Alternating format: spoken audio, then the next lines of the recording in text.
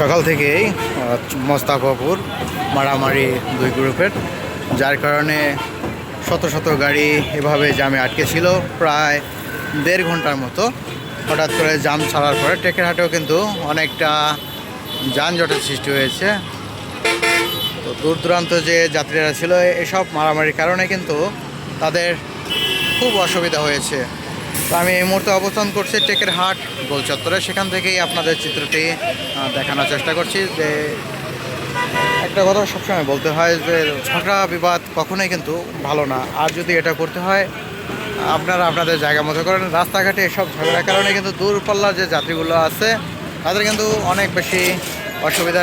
সেক্ষেত্রে আমরা এখানে দেখতে পাচ্ছি যে ট্রাফিক আইনশৃঙ্খলার যে বাহিনী তারা কিন্তু কঠোর পরিশ্রম করে যাচ্ছে শুধুমাত্র এই যান ছাড়ানোর কারণে। আর এখানে যে টেকেরহাট হ্যামিল্টন ব্রিজ আছে সেখানে যে 3 হুইলার গাড়িগুলো, যার কারণে জ্যামের পরিমাণ আরও বেশি রকম ঝামেলা হচ্ছে। তো দেখতেই পাচ্ছেন গাড়ি কিন্তু এদিক ওদিক সব দিক দিয়ে কিন্তু ঢোকার চেষ্টা করছে।